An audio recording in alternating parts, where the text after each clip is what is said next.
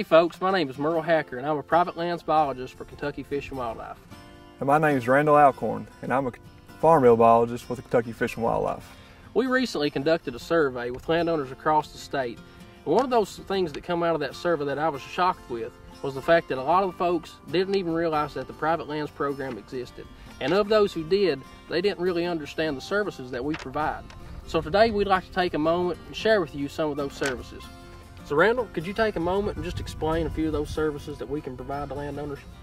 Sure, Merle. One of the main services is land visits, field visit to a landowner to discuss their habitat goals and their wildlife goals, whether if they're a hunter or just a wildlife enthusiast, just want to see more wildlife, in their fields or in their backyard. Whether you've got 100 acres or 10 acres, we're more than willing to make a visit to help with your management goals. One thing that makes it easy for a private lands biologist when they make the field visit is if a landowner could have a list of goals that they're willing to see on the property, or even a map of the property. It helps the private lands biologist to kind of highlight some areas that might need some further investigating to see what they can do to promote more wildlife. Of course, we all know wildlife need food, water, and shelter, and that's one thing that we'll hit on when we make the visit. If your property has two of those three things, we might try to focus on getting that third thing, whether it be water or cover or food through food plots, or cover through edge feathering or warm season grasses or ephemeral pools for water.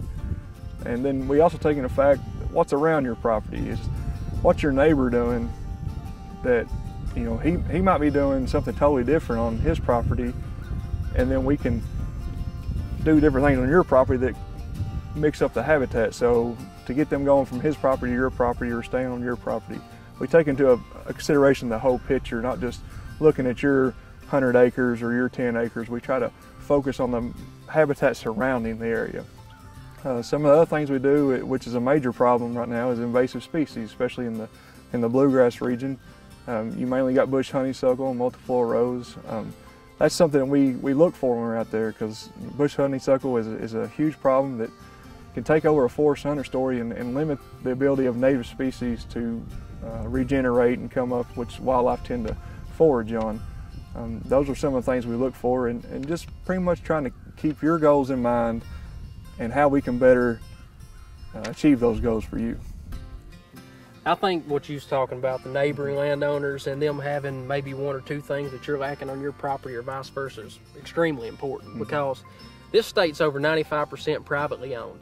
And if we ever want to impact wildlife at a statewide level, we can't focus on public lands alone. We've got to reach out and meet with these landowners and get out and do these field visits. So I think that's extremely important. Now, if you're a smaller acreage landowner, the state usually has some funds available to purchase some herbicide and seed from time to time, so we can help those folks out. But if you're a non-traditional ag producer, a new landowner, someone who's coming to the state for the first time and purchasing land, you may not be familiar with these USDA programs, and I think that's really where they need to go. Yeah. So if you could just take a moment and maybe talk about how to contact the USDA office, that'd be great. Sure. So the first thing you do if you're a landowner and you're interested in getting involved in these cost share programs is you need to go to the Farm Service Agency to get a farm number. To do that, you just need to take your deed and meet with the Farm Service agent, and they will have a map, and you show them where your property is, and the deed is a show proof for your property, and they will issue a farm number for your property. This gets you eligible for the programs that are offered through the USDA. At that point, once you get the farm number established, you can go over to the NRCS and fill out an application for these programs. And I know we're talking about wildlife here, but if you're an ag producer with livestock, we can actually try to make those merge, wildlife and livestock.